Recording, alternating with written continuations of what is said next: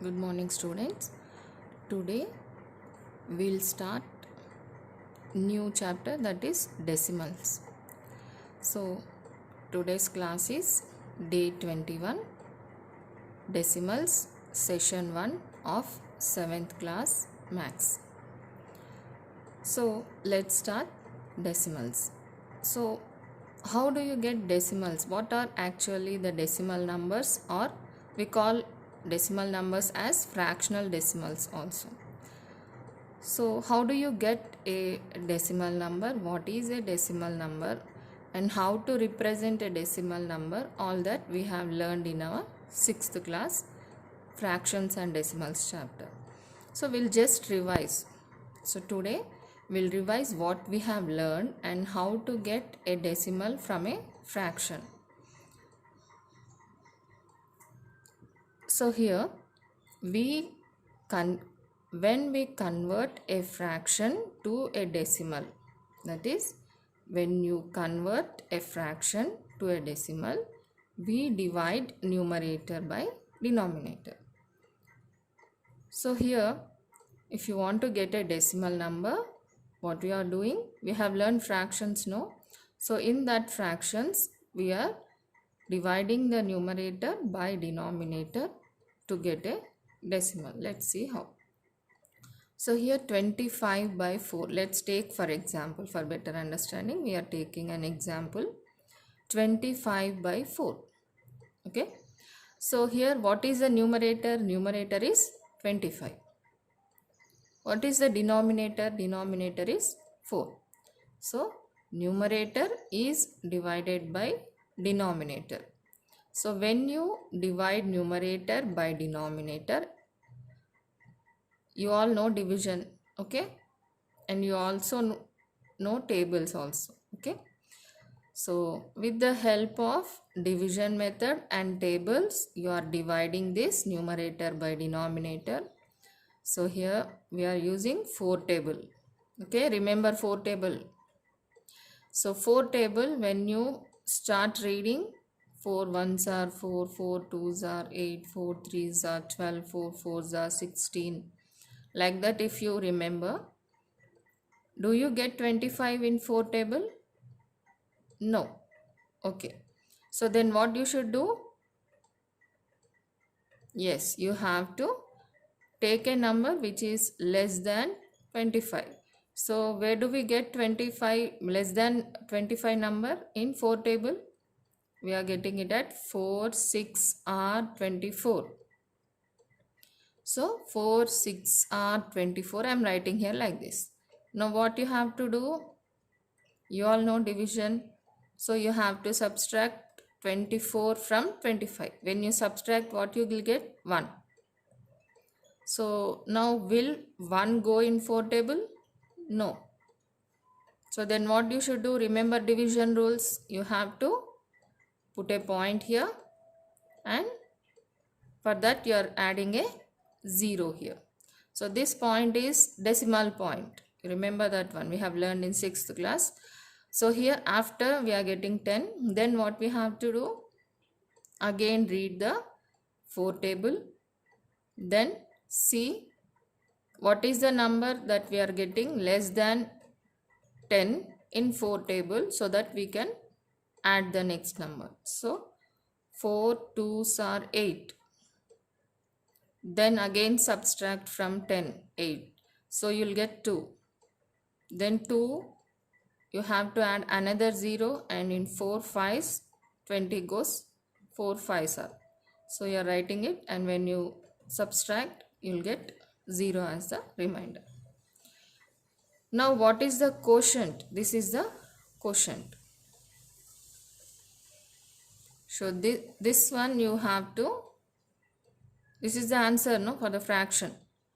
So take this one, write here 6.25, and the part which is to the right side of this point, that is decimal point, the part of the number which is to the right side of the decimal point is considered as the decimal part of this number. and the number which is to the left side of the decimal point, this is considered as the integral part of the given number. So we can say that when you convert a fraction 25 by 4, it is in the form of 6.25 decimal form. So when you convert fraction to decimal, you will get 6.25. Here 25. First you see how I am reading it out. That is, you have to learn reading of the mathematical statement. Now when I read a number 1, 2, 3, that is common. You all know that. But what I said in 6th class, remember that one. When you write a number in its decimal form, how do you read it? 6.25. No, you should not read it like that. Then how do you read it? You should read it as 6.25. Okay? Say once loudly. Yes. 6.25. This is how you read a decimal number. Okay. Next we'll come to another example. Suppose we are taking 11 by 5. So here numerator is divided by denominator. That is 5. Numerator is 11. Denominator is 5. Okay, good. So now again in the same way, first you have to take 11 and divide it by 5. 5 table, 11 doesn't go. So what you are doing? You are taking a number which is less than 11. That is 5 2s are 10. So when you subtract 10 from 11, you get 1. So you are adding a point here and adding a 0 beside this one. So when you add a 0 beside 1, it goes 5 2s are 10. So it goes in 5 table how many times? 2 times. So we are getting the remainder as 0. Now you are writing this quotient part. What is this? Quotient. Okay. Quotient part you are writing here. In this part, this is a number actually. But in this number, we are having two parts. What are they? One is decimal part, another is integral part. So after the decimal point, the number which is on the right side is the decimal part, and the number which is on the left side of the decimal part is considered as the integral part. So 11 by 5, a fraction in its decimal form, is equal to 2.2. Okay.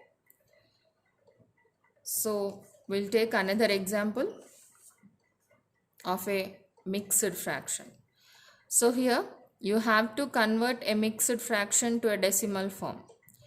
Actually, that's enough for conversion of a fraction to decimal, but I learned from your last submission of assignments that when you are given a mixed fraction, you are getting a little confused how to do that conversion and then division.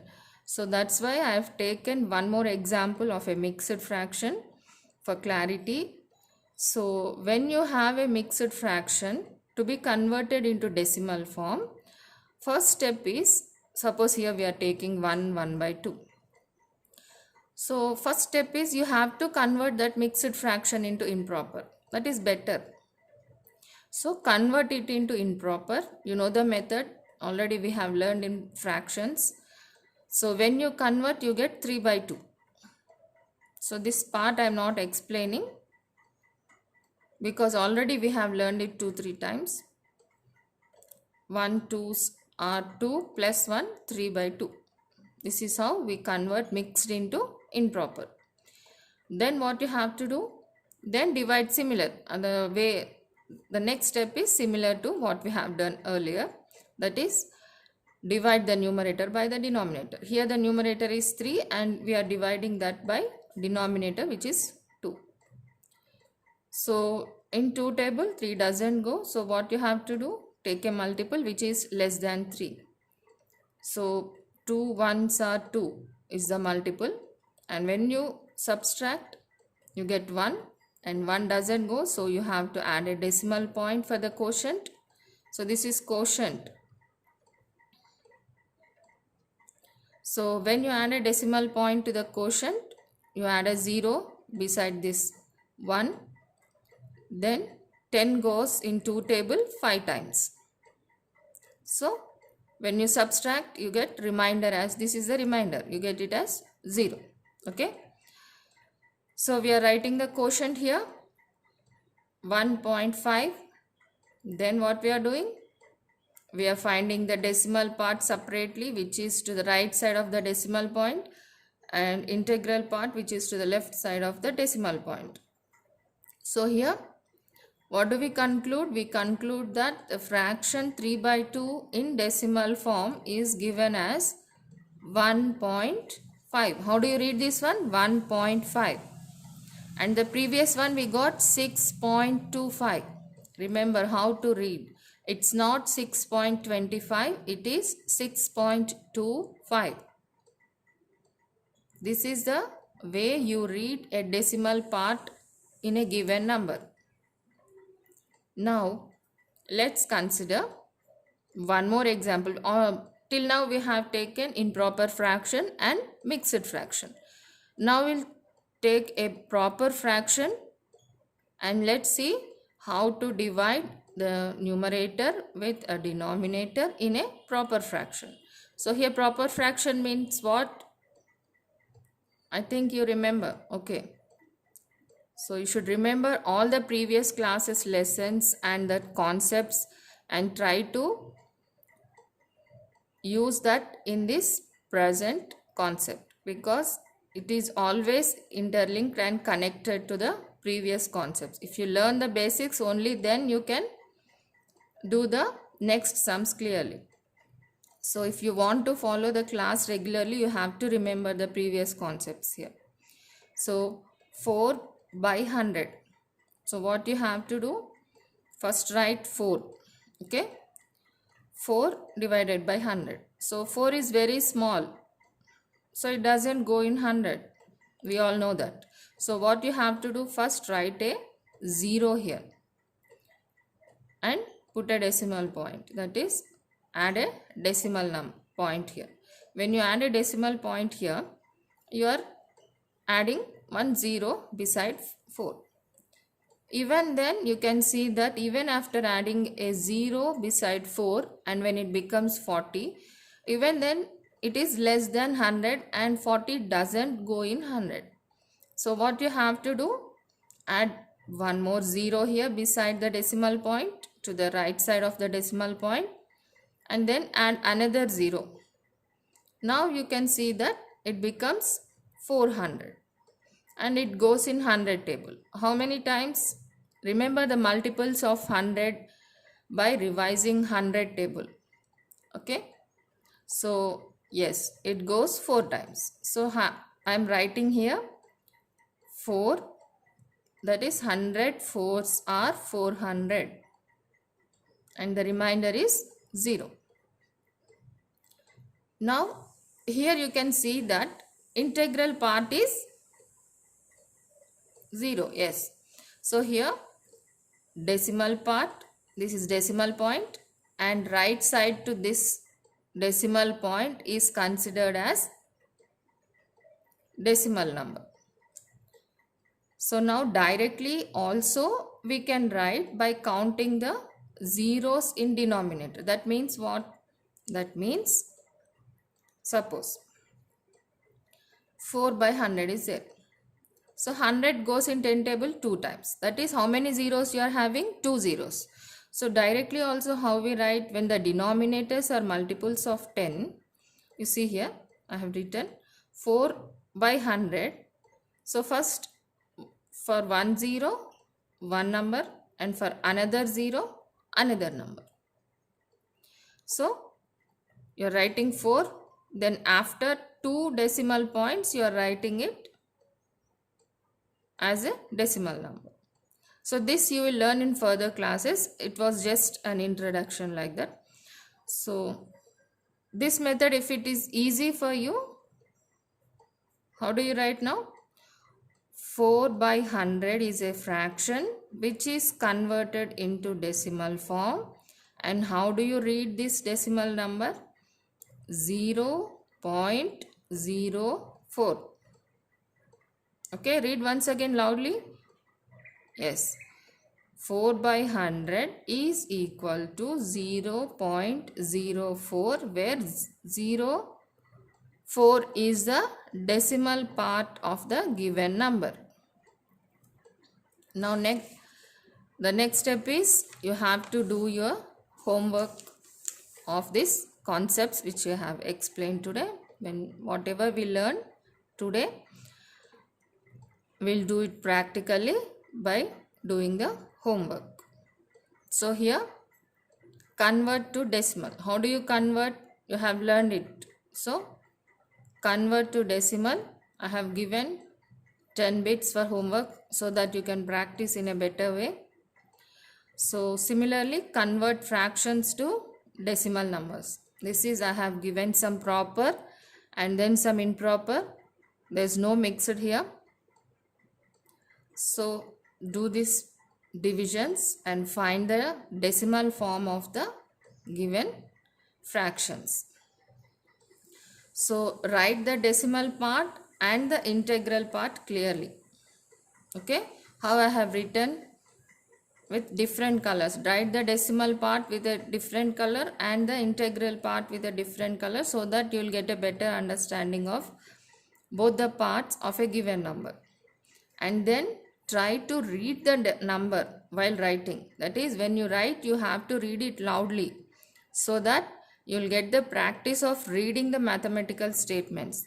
So this way we learn to read maths. This is how you learn to read maths. You have a lot of time now. So while writing, you read it loudly, whatever you are writing. Like, okay, like you see here. 1 by 2 is equal to 2 into 1 plus 1 by 2 is equal to 3 by 2. When you revise like this, you will get practice of reading the maths. So similarly, 3 divided by 2 is equal to 1.5. So this is the quotient, this is the remainder. So when you start writing, while writing only, you start reading of the statements. You will get a practice. So do your homework. Practice all the sums. Okay.